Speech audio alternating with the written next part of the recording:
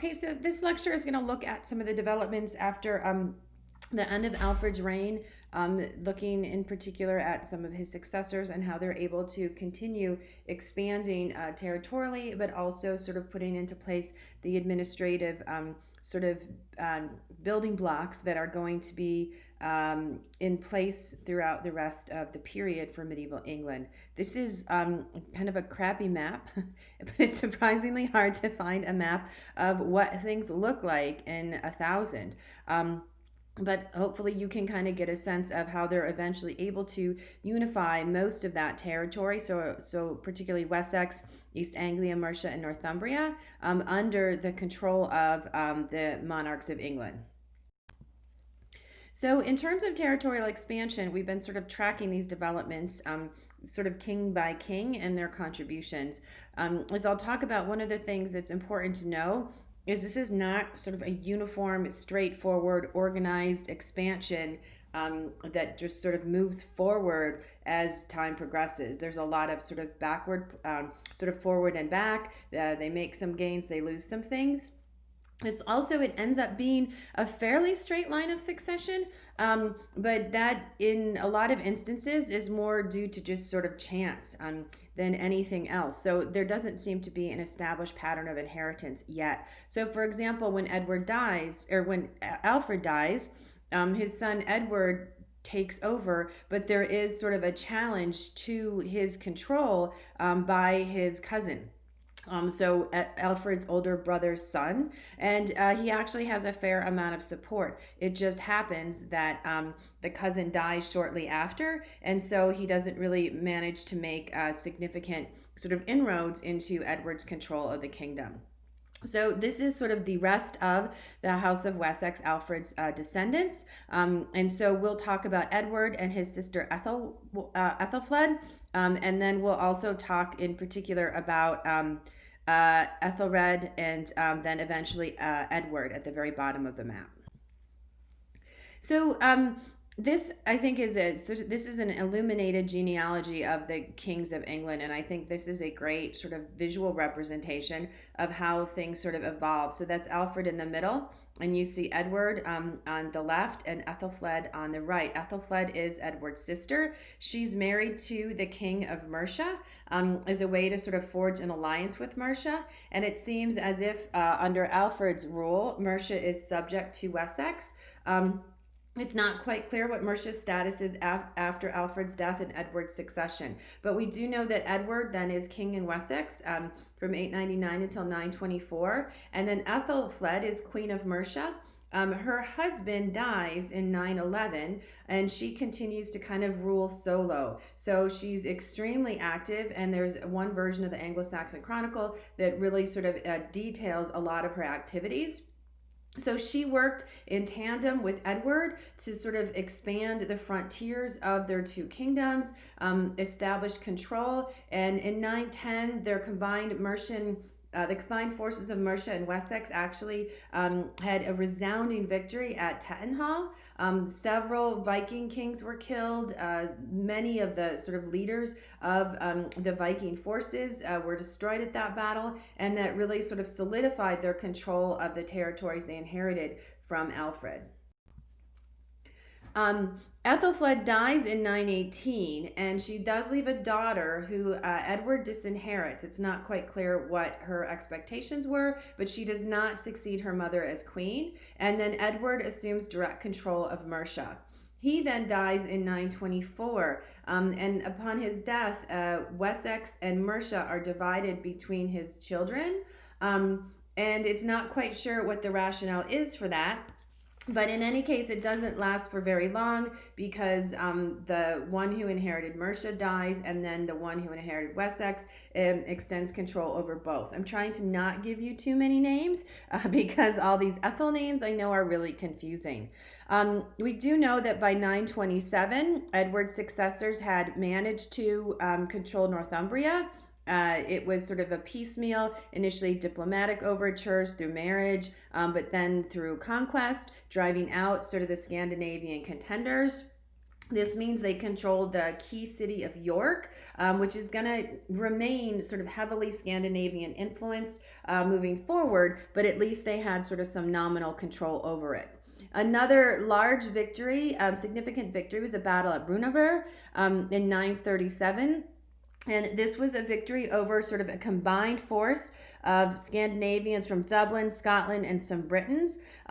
According to accounts, there are a few Anglo-Saxon accounts that talk about an extraordinarily brutal, bloody battle that the kings of England won. And this really allows them to sort of secure their control of the northern parts of the kingdom. As you can see from this map, we are not sure where this battle actually occurred. There has been sort of a traditional site, but then recently some historians have been sort of revisiting where they think this actually happened. So in addition to fighting and military campaigns, they also engage in some pretty active diplomatic efforts. So particularly under Edward and Ethelfled, but continuing forward, constructing these burhs, these sort of fortifications. And then if you sort of managed to build a fortification in land that's claimed by the Vikings, it gives you a foothold in that territory, and then little by little they sort of extend those further north and further east. Also, as they win these battles, as they sort of move into Viking controlled territory, if the Vikings who currently control the land are willing to acknowledge the authority of the kings of England, they're willing to let them stay. And so you have this sort of interesting population, sort of an Anglo-Saxon, but also an Anglo-Danish population emerges over the course of the late 10th and into the 11th century. They also frequently engage in peace treaties with local Viking leaders, and it buys them time, it buys them some stability, and it allows them to regroup. And then very much sort of moving onto this larger Western European stage, cultivating deliberately ties to the Ottonian kings of Saxony, and then the kings of Francia. So what's happened here is this is a map of what was Charlemagne's empire. When Charlemagne dies in the 9th century, he divides it up between three of his sons. Eventually, that middle spot is going to go away, and then the part to sort of the north and the east is going to become the Holy Roman Empire. So this is controlled by people we call the Ottonians, and then the part to the left becomes France. And the descendants of Charles the Bald are going to be kings of France. And so really through intermarriage, the Anglo-Saxon kings develop more and more sort of ties and connections to these ruling families on the continent. So at one point, the King of England has like 4 sisters and half-sisters who are married to various rulers on the continent. And this not only sort of grants them prestige, but it also gives them important sort of networks of communication outside of England. The royal administration continues to evolve, and it becomes much more sort of sophisticated and much more structured. So we do know that through most of the medieval period, the royal court is itinerant. So the king and his household will move from place to place to place. At this point, the king would have sort of a dozen or so royal estates. So these are sort of large manors. And each of those estates obviously includes land, which is directly controlled and farmed by the king. And that's called the demesne land. That's the source of a lot of the king's revenue and income and agricultural produce. And we also know then that as they move from place to place, a number of people go with them. And so one of the ways that the king sort of solidifies the support of the leading nobles as well as the leading members of the church is through granting them land, offices, and wealth. This is especially the case early on when they're expanding the amount of territory they control. So then if there is no sort of Viking who's willing to submit to the authority of the king, that Viking is dispossessed, and then the sort of newly conquered land is granted to one of the king's followers. So it gives him obviously loyalty and support of that individual, but they also then in turn take on some of the responsibilities of governing this newly acquired territory. We also know that gradually these sort of leading nobles and members of the clergy, which called collectively sort of magnates, sort of the most important, wealthiest people in the kingdom, become part of what's called the Witan. So early on, this is just, it's really hard to pin down. It's not really well spelled, well sort of explained in the sources. It's just sort of referred to. But we do know that there was this expectation, even very early on, that in ruling, the king would consult with sort of the leading nobles and churchmen of the realm. And the who comprised this Witan, it's very fluid and informal. It was kind of like whoever managed to be at the king's household when he was making an important decision. But it definitely is going to emerge as an important governing institution. And this is a very early sort of image of the king in the center, then surrounded by members of his Witan. You also have a situation where the members of the king's household are beginning to emerge as sort of important officers and are assigned particular responsibilities. So the term household, as we use it today, obviously it has a more of a sort of domestic, informal sort of meaning. But the king's household, I mean, it was the members of his house. It was his wife, his children, maybe, you know, if he had sort of some uncles or parents hanging around. But it also was a number of people who would live with the king and sort of take on certain duties and responsibilities. And so these become pretty formal officers, but they sort of emerge really gradually. And you can kind of see the evolution in their sort of responsibilities over time. So, for example, one of the most important of officers in the king's household is going to be his chancellor. And this is the perfect sort of way to sort of see how this evolves over time. Initially, the chancellor is just someone who's sort of assigned responsibility for the king's chancery. The chancery was sort of a place in the court where they wrote stuff. And you can see this illustration here. You have sort of these ecclesiastical officials in the back as the chancery grows, overseeing the production of these texts by these scribes who would have been sort of hired. So when you start to have more and more sort of production of texts, sort of documenting grants of land or issuing sort of legal documents, someone needs to write these down. And then someone needs to be in charge of them once they are written down.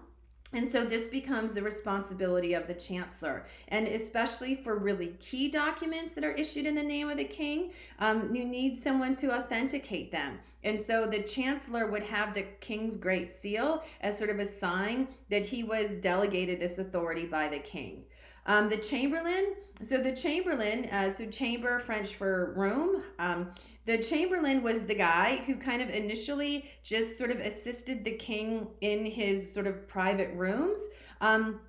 So he was sort of the chief servant of the king's bedroom. So literally, like, he helped the king get dressed in the morning, and he sort of assisted with some of those duties. But the keys to the chamberlain is more than that, because the king would have kept his treasure. So remember, they're an itinerant sort of court. They're moving from place to place. For these early stages, the king's treasure, movable wealth, was sort of kept in casks or in sort of different containers, and it was literally moved with him from place to place. And so the chamberlain was also responsible for making sure he knew where this treasure was and making sure it wasn't disturbed. Eventually, the treasury becomes its own sort of fixed institution with a fixed location, and it no longer travels with the king, but the chamberlain still sort of evolves as the officer responsible for sort of the finances of the king and maintaining control of the king's income as well as expenditures. And then the last major officer is the constable. So this guy initially is just sort of the master of the king's stables, responsible for the king's horses, whatever armor he has, and maybe sort of organizing the sort of immediate soldiers around the king. But eventually the constable evolves into sort of the leading officer of the king's army. So he's in charge of the king's military forces.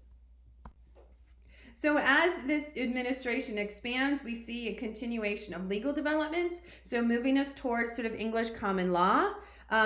we first of all know that it is very much a deliberate policy of these Anglo-Saxon kings, starting with Edward, but then continuing on to attempt to establish uniformity in legal sort of customs and legal rulings, and particularly try to get sort of their direct control to the local level. So not just sort of those individuals who are hanging around at the king's court, but across the countryside as well.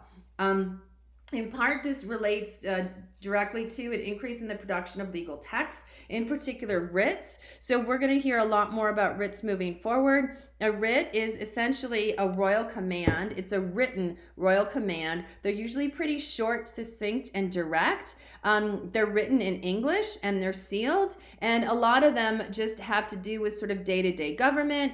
A lot of them have to do with just sort of directives of the king about specific actions, and then collectively they will become sort of the body of procedures and precedents that form the foundation of English common law. We also see the emergence of institutions. So I talked before about shires. So you have shires, and then these are subdivided into hundreds. And the actual size of 100 can vary a bit. It starts out, it's like 100 hides of land, but then it's not very clear. They all sort of have a different size and shape. But hundreds initially are these territorial divisions, so subdivisions of the shire. They're also the actual meeting place. So the place where sort of the leaders of the 100 of the area sort of come together, particularly to make legal decisions. So eventually they meet, so they comprise a court that meets every 4 weeks. They administer any fines for any violations of the king's law. They witness transactions. They try and track down criminals. And this is not great representation, but there was a place in the 100, like a physical place where you would meet. And this one, this used to be a very stately, large oak tree. And so that became sort of the easy rendezvous point for the members of the 100 court. Unfortunately, it was destroyed by lightning, and so they planted this new one in place. It's going to take a while until it gets sort of significant enough to really reflect the importance of this location.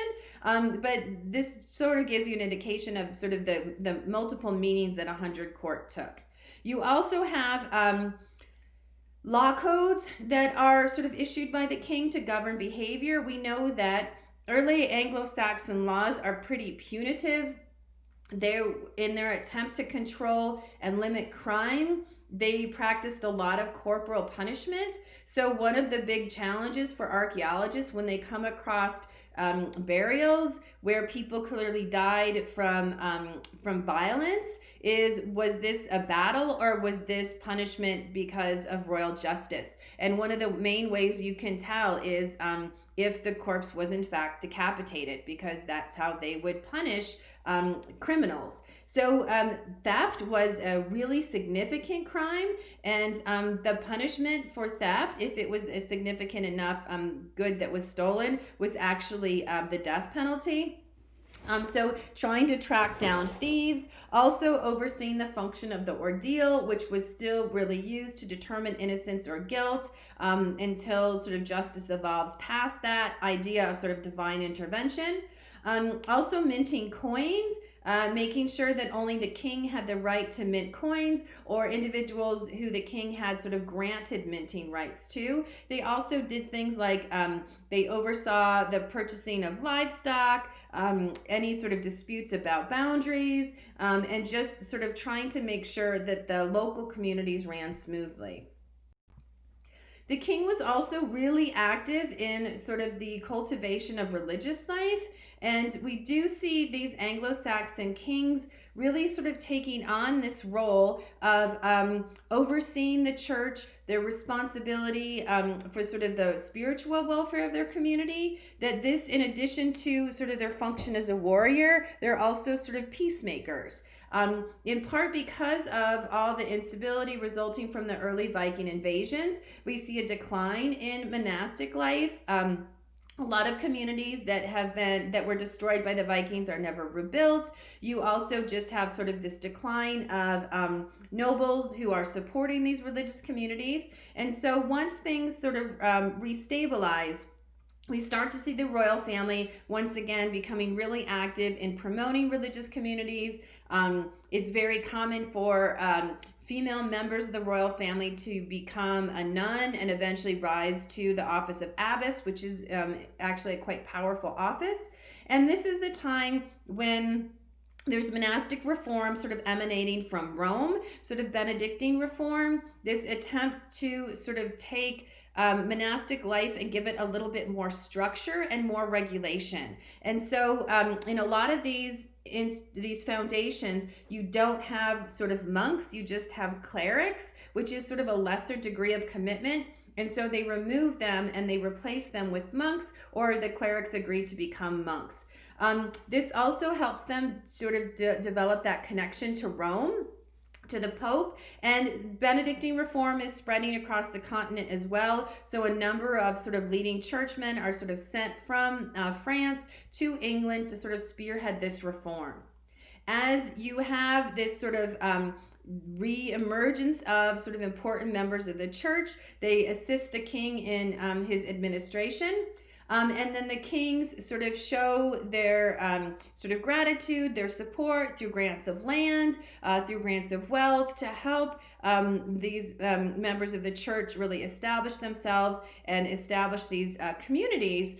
But this is not necessarily without some contention. So some of the nobles are increasingly resentful that the kings are sort of directing so much of their wealth and resources towards these monastic communities, and there is clearly some sort of inner tension within some of these courts, as sort of ecclesiastical leaders vie with noble secular leaders for sort of the patronage and the attention of the kings, and that's going to be an issue moving forward. This is the remains of the Abbey of Glastonbury, and the Abbot of Glastonbury was really active in promoting this reform.